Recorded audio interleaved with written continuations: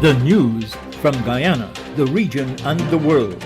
Compiled in the Newstalk Radio Newsroom and powered by DemeraraWaves.com.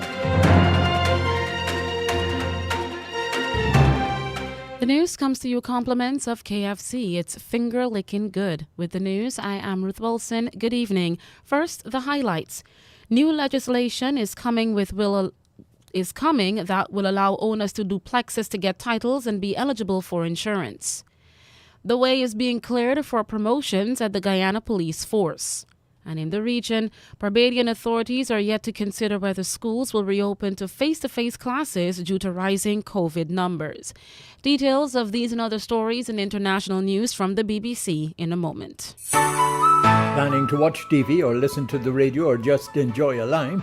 Then grab a bucket of KFC finger-licking good chicken and enjoy the exciting taste of KFC and their branches on Vicinjan Road, Mandela Avenue, Regent Street, Ink Street, Stabrook Square, Breedenhoop, Parika, Movie Town are now at the Amazonia Mall at Providence. Now open from 9 a.m. to 10:30 p.m. You'll always be enjoying the great taste of KFC. It's finger-licking good. And now for the news in detail. Persons who have purchased duplexes or condominiums from the state will soon be able to access the titled document for their properties. This is one of the key provisions, of the Condemonium Bill 2022 that was tabled in the National Assembly on Wednesday.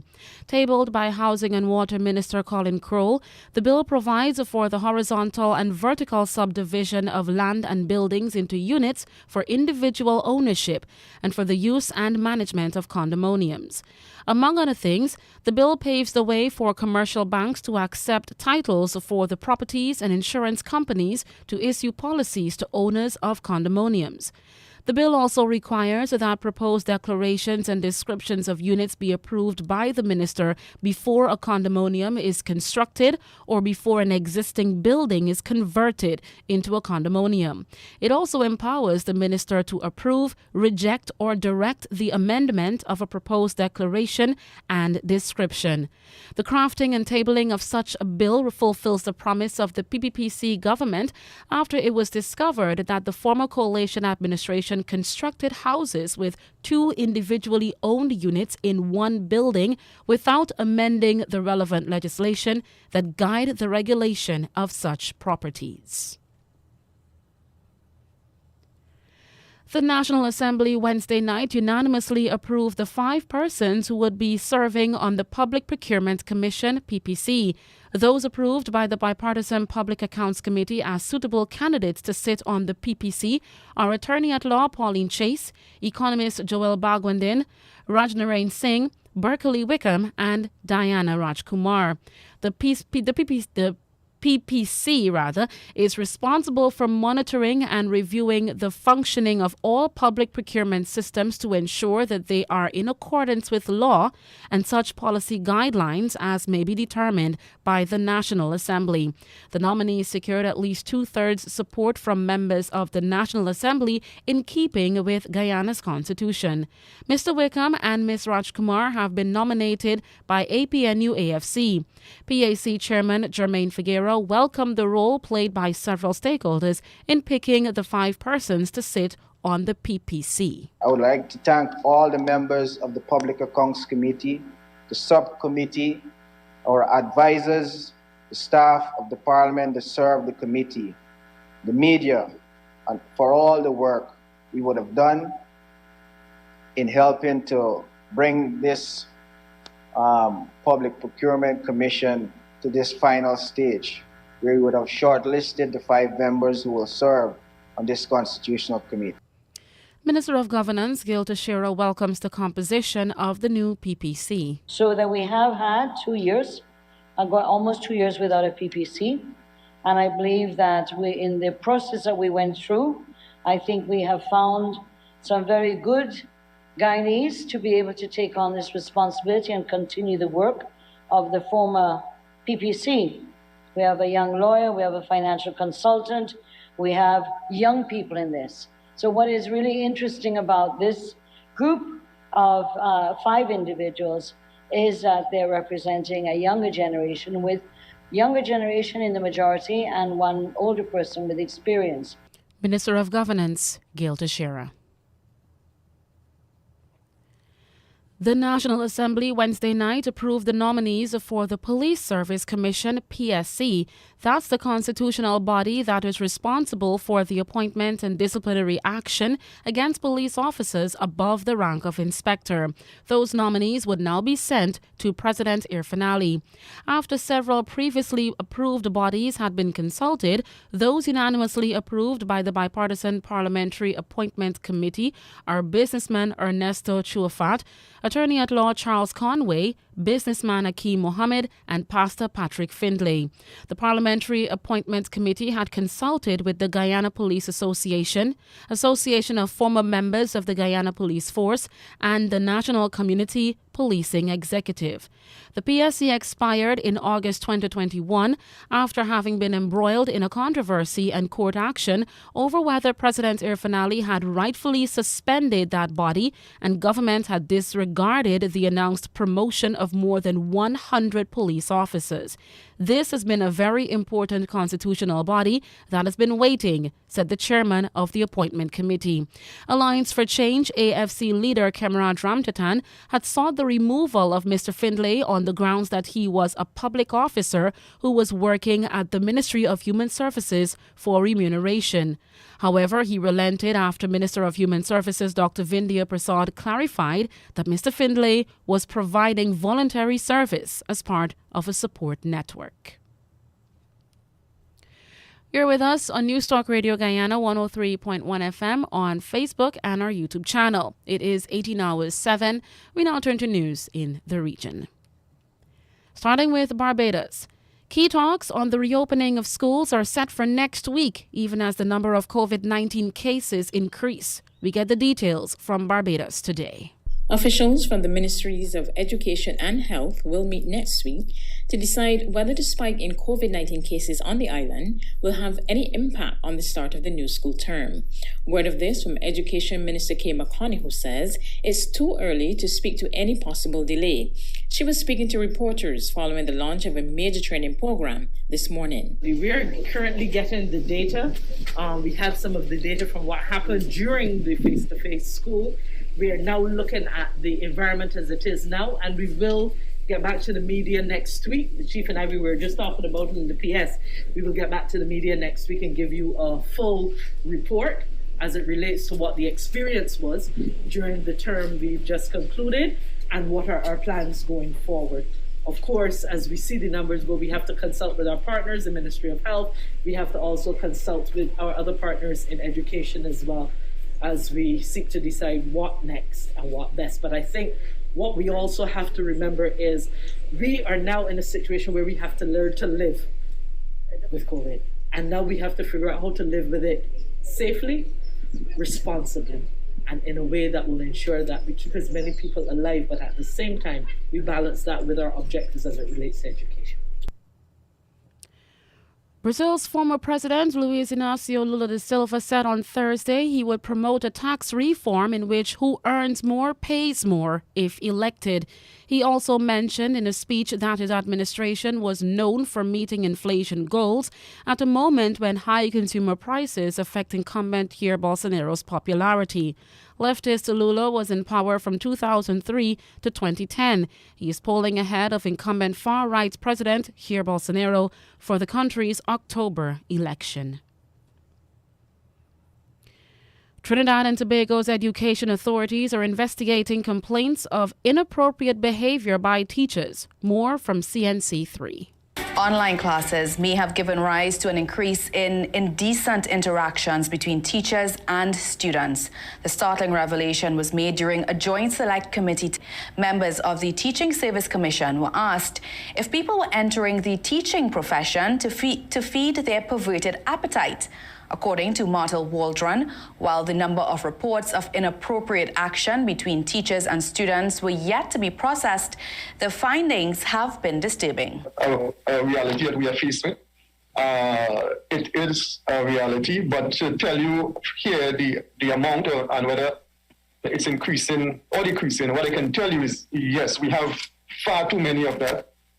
those matters are being treated with at the Commission. Waldron confirmed that there were 46 matters before the Teaching Service Commission's disciplinary tribunal, but did not give details about the range of offences. Meanwhile, challenges transitioning to online teaching has forced some teachers to resign.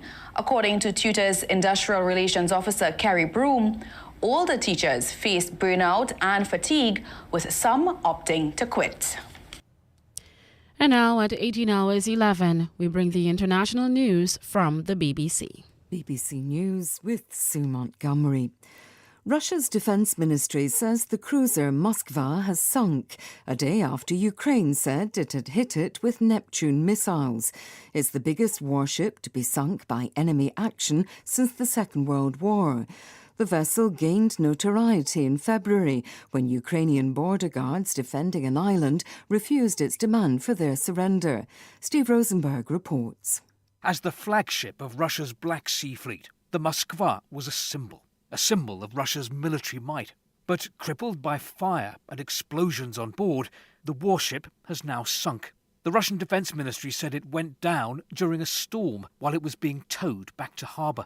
Russia has not confirmed Ukrainian claims that the damage to the vessel was caused by a missile strike on the ship. The loss of the Moskva is a blow to the prestige of the Russian armed forces, and it jars with President Putin's claim only 2 days ago that what he calls his special military operation in Ukraine is going according to plan.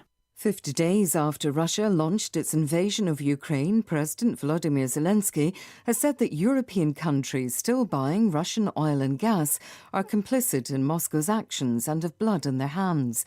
In an interview with the BBC, President Zelensky said energy payments were funding Russia's war machine, allowing civilians to be killed. The director of the CIA, William Burns, has described Russia as a dangerous but declining world power, with the leader stewed in grievance. Here's Anthony Zerker. William Burns warned that Russian President Vladimir Putin's risk appetite has grown in recent years. He said that the potential Russian use of low-yield nuclear weapons to offset setbacks in Ukraine cannot be taken lightly, although there's little practical evidence to reinforce such a concern. The CIA director praised the accuracy of U.S. intelligence in Ukraine, which he said was critical in solidifying the Western alliance and rallying global support. He added that democracies can use information gathering openly and creatively to discredit the false narratives of adversaries. A jury in the trial in the US of a former British national who joined the Islamic State group in Syria, Al-Shafi al-Sheikh, has found him guilty of the murders of 4 Americans. Here's Nomi Iqbal. Al-Shafi al-Sheikh is the highest-profile member of the so-called Islamic State to go on trial in the US. He was part of a gang who kidnapped and killed American journalists James Foley, Stephen Sotloff, and aid workers Peter Kassig and Kayla Mueller, as well as British aid workers and other European and Japanese nationals. None of their bodies have ever been found. He won't get the death penalty as part of a US-UK agreement, but he faces life in jail. BBC News. There's been widespread criticism of an agreement between Britain and Rwanda. Under the scheme, asylum seekers would have their cases processed in Rwanda. London said the system would reduce people smuggling and discourage people from trying to reach Britain in small boats. But the UN Refugee Agency said people fleeing conflict and persecution deserved compassion and empathy and should not be traded like commodities. The world's richest man, Elon Musk, has launched a hostile takeover bid for Twitter, offering to buy the social media firm for more than $40 billion. He has more than 80 million Twitter followers. Victoria Craig reports.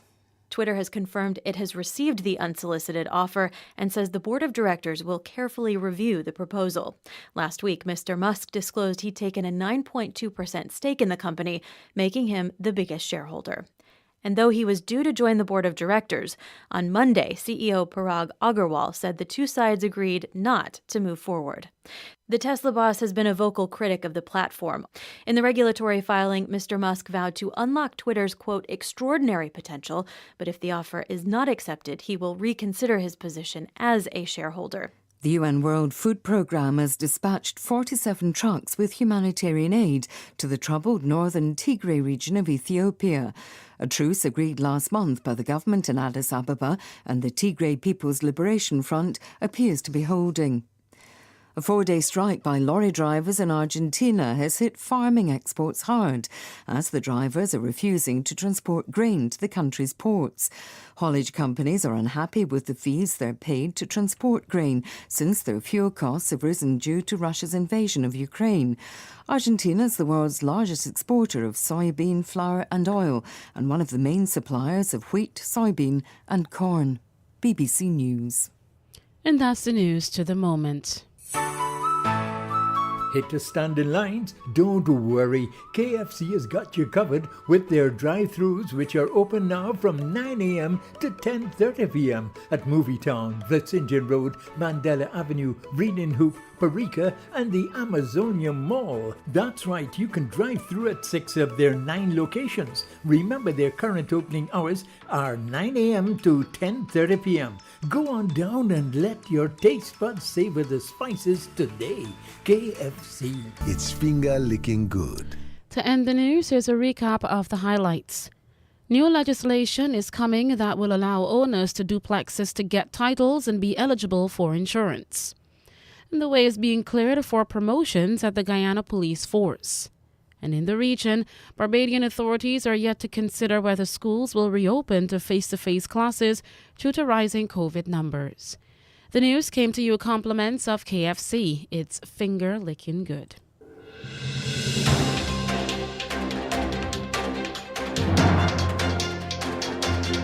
This has been the news, compiled in the News Talk Radio Newsroom.